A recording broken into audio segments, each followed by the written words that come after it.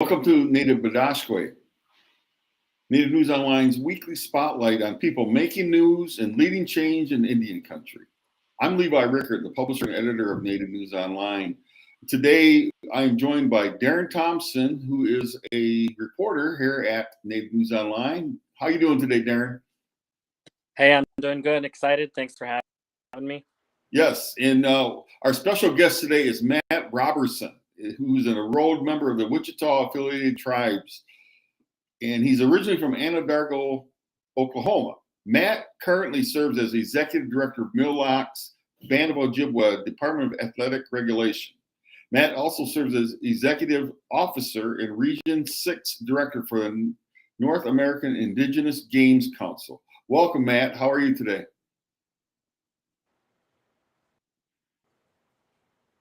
Matt, we can't hear you.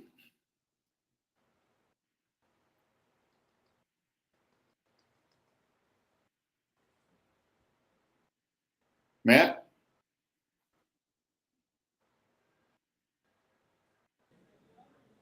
We're having some. How about now? We can hear you now. Welcome, Matt. Okay. How are you, man? I'm doing great. It's been a busy day. Good afternoon, Levi. Good afternoon, Darren. How are you guys? Doing great. It was good to see you in Oklahoma a couple of weeks ago. Hey, that was a very eye-opening event for me. Yes. You know, we're Wichita Tribe's indigenous to that area, specifically Anadarko. That's where our tribal headquarters is located. And I did not realize you were from there. I did not realize that. So. Yeah, I moved to Minnesota probably about eight years ago, and but you know, it just it was definitely an emotional and tough afternoon, but I learned a lot. So I appreciate everybody that shared their stories. What we're referring to is 2 weeks ago in Anadarko at Riverside Indian School. I was there to cover, and Matt was there to participate at the beginning of the Healing Tour by Deb Holland from the Department of the Interior, Secretary Holland, in all due respect, and Brian Newland, Assistant Secretary, was there. And so, but Matt is here to talk today about a special event that's coming up. And Darren, why don't you? Well, I'm going to turn it over to you and ask some questions. Us again, Matt. A couple of questions I'd like to highlight tomorrow, but in your words, if you could tell us about your role as director for his athletic commission. Yeah, so I'm the executive director for the Mille Band of Ojibwe, Department of Athletic Regulation. So we're an athletic commission, a boxing commission. We regulate professional and amateur combative sports on the Mille Reservation, as well as with other tribes as well. So our primary task is to regulate the event. We look out for the health and welfare of the fighters as well as the general public. We make sure it's a safe competition. We hire the officials. We do all the medical testing and blood work for the fighters, and we just make sure the events go off without a hitch. So. Tell us more about your team. Who's on the commission? Type of people. Yeah. that are. Yeah. So for tribes to have their own athletic commissions, actually kind of a newer era of sovereignty. Mille Band was the second tribe in the nation to have an athletic commission, and so we've been able to do that since 2007, I believe, and so we've got a great team. Some of the tribe commissions do it a little bit different. They will have their own commission on paper, but then they use state employees and state athletic department employees to help run the events. We take a different approach here. We use our own people. We've got a staff of about 20 athletic inspectors and 5 commissioners, all 100% Native American. So everybody's enrolled here. We're working on building our capacity for officials, especially natives. And so I just can't say enough about the leadership here at Mille Band of Ojibwe, our elected officials, all the way down to our appointed officials. Our chairwoman, Brianna Matris. Ezra Sam is our vice chair. Secretary Donald Graves, and then we have Maurice W. Benjamin and Tony Benjamin are our commissioners.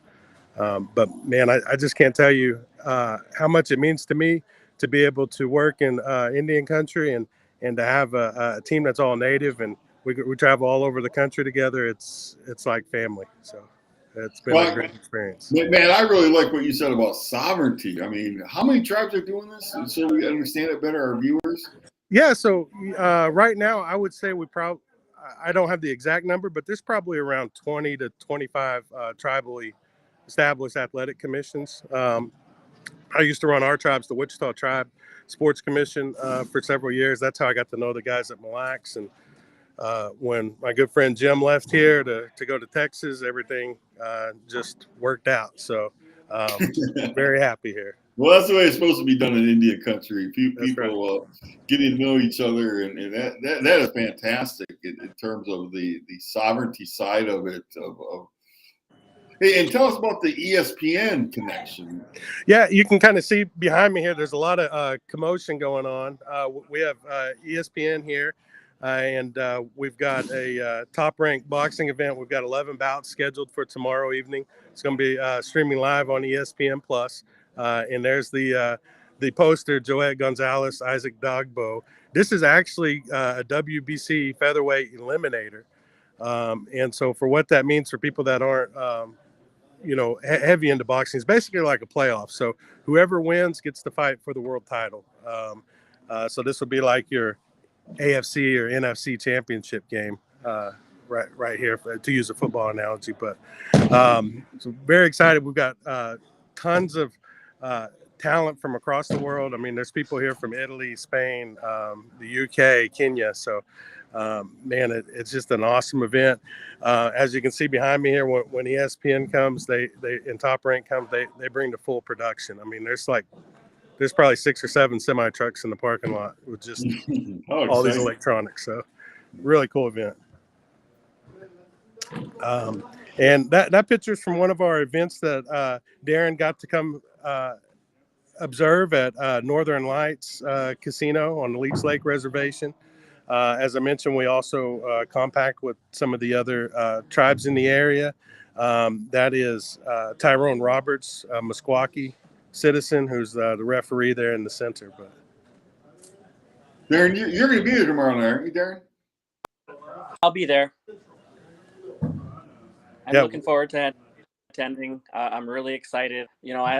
As what you're explaining, just a little bit more about what goes into preparing. Yeah. So we get the bout sheet from the proposed bout from the promoter. So at that point, we go in and take a look at it. We want to make sure that the fight is fair, first of all. So some of the things we're going to look at are the record of the opponent. We're going to look at, obviously height and weight, although that's not a total determining factor, but just some of the things that we look at, along with how many rounds they fought, the competition they fought. There's a BSI score, Boxer Severity Index, that takes into account how many times they've been knocked out versus like how many rounds they fought. And so there's a formula of things that we look at to either approve or deny a bout. Once the bout's approved, then we work on obtaining the medicals. So we're looking at like hepatitis B and C, HIV, blood work. We're doing dilated eye exams. Sometimes we require MRI or other imaging testing, just to make sure that it depends on the age of the fighter and what they've been through and their medical history. The commission's also tasked with assigning and hiring the officials. So as I mentioned, we're working on building our capacity in Indian country with quality officials, but at the same time, we want to be cognizant that we're using the best available officials. So when you come to our event tomorrow, you're going to see some native officials, but you're also going to see some of the biggest names in the sport, like Mark Nelson, Mike Fitzgerald, Pat Morley. These guys all have multiple world titles. And when I say multiple, I'm not just talking 1 or 2, 50, 60, 70, 100 world titles apiece. So We got a very experienced crew, and man, they just do an awesome job for us. Could you tell us about if the commission has hosted a fight of this caliber before? So this would be the biggest fight that we've had in a or event, I should say. This biggest event that we've had in probably since COVID. So kind of a claim to fame, I guess you would say, or maybe a trivia question at some point. We had the last nationally televised sporting event in COVID. We actually had Showtime here for Showbox. And that was the week the NBA shut down. Everybody shut down. We did a closed set. It was very eerie, just us and the cameramen and the boxers. But we had the last televised sporting event. Before that, back in February of 2019, we had the first world title fight here on the Mille Reservation, and that was Rob Brandt, who's from White Bear, Minnesota, versus Hassan Bisengurov from Russia. So we had that here. Rob won. It was a great night, and we're looking forward to having more of these quality events. Yeah, I don't think that the people even in Indian country realize how big this is in terms of the money that's flowing into Indian country as a result of all your efforts. And just the fact that ESPN is there is quite significant. So what kind of purse are involved with what kind of prize money is involved with these fights? So with these, they would be in the hundreds of thousands of dollars. Wow. For the eliminator. Now for the world title fight, it would be in the millions. Yeah. But That's yeah, it's a lot of money. Yeah. Yeah. And then we have representatives from the WBO and WBC here as well. So, man, and then of course ESPN's going to bring their full crew.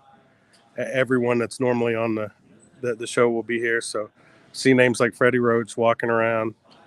So Eddie Mustafa. Awesome. Here before, so it's pretty cool. And Darren Thompson from Native News Online. That's great. Yeah.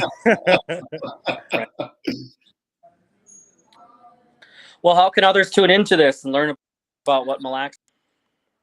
Okay, so the first thing you can do is follow our Facebook page, Mille Band of Ojibwe, Department of Athletic Regulation.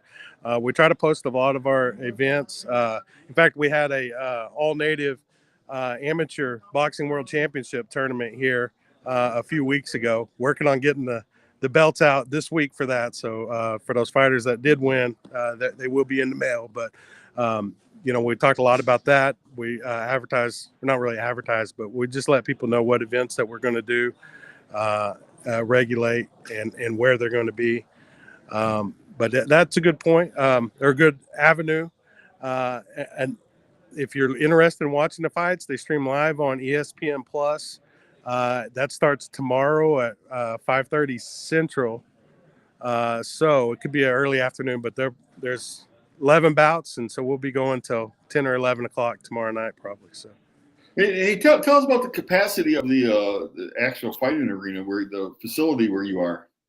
Yeah, so we're having this at the Grand Casino Hinckley Event Center. This seats about 3,000 people. Wow. And so we'll have a pretty big crowd tomorrow night. We also have a amphitheater that we've hosted events outside, and they tell me the capacity there is around 5,000. So is it like closed circuit TV that they can see what's going on inside? Is that what it is? Yeah, it's going to be on streaming on ESPN Plus, so their digital platform. Oh, I see. Okay, yeah. Gotcha. Yes. Okay, so those outside can see it. Okay. Yeah, definitely. So, but yeah, we're looking forward to it. They're telling me the tickets have been selling like crazy today, and it's probably going to be sold out or close to a sellout. So, well, we hope that this program, this segment on Native News Online, can help drive traffic for those. Yeah, I hope so too. Great Lakes region can still get to Hinckley, and that's right. Where is Hinckley for those who don't know? Hey, we're just right down the road. We're on I-35. We're halfway between St. Paul and Duluth, right smack in the middle.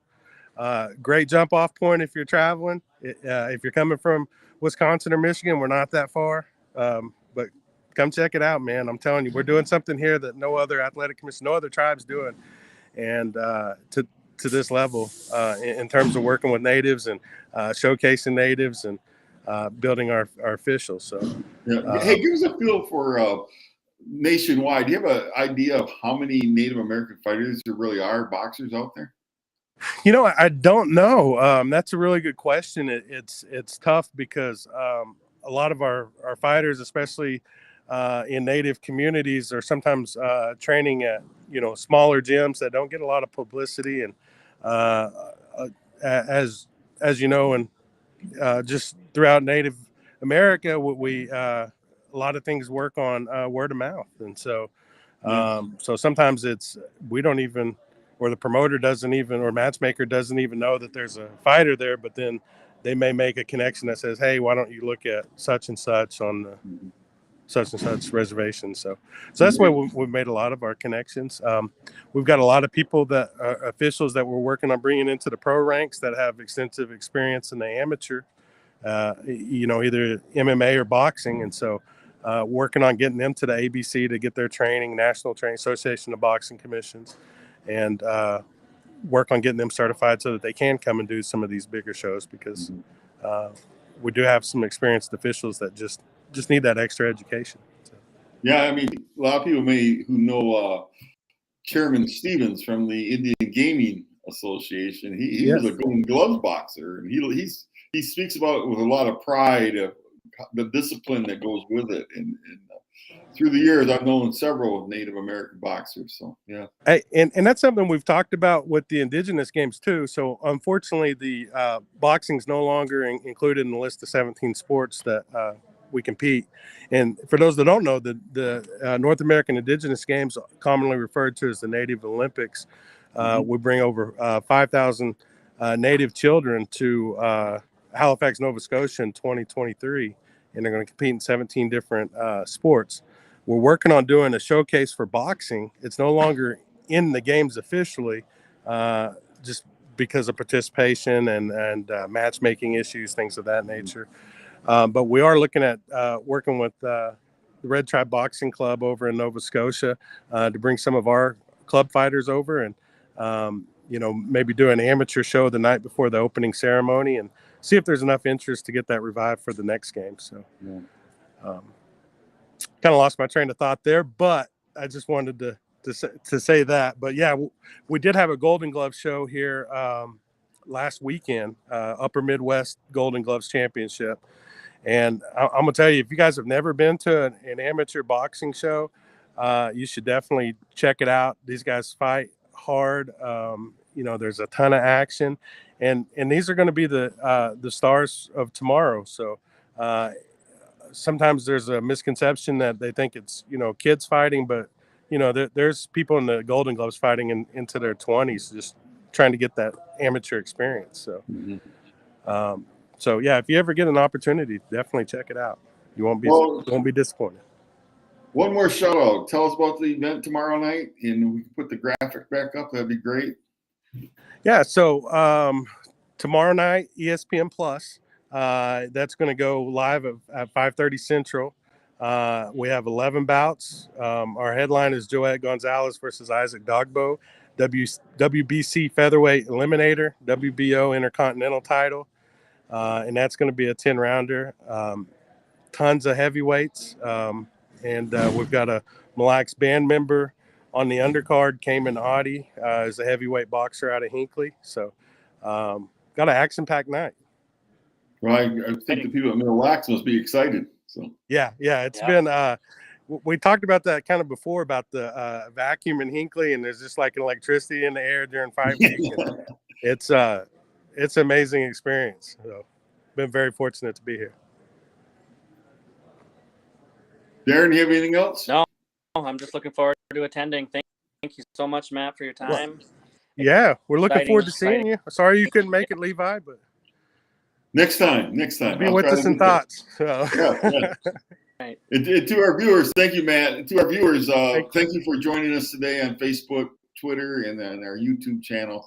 And we will have another Native Bidaské next week. And if you like what we're doing here, there's some graphics there. You can figure out how to send us donations, and I'll get rid of myself. And there it is. And so thank you again, Chi Miigwech. Have a good week. Thank you.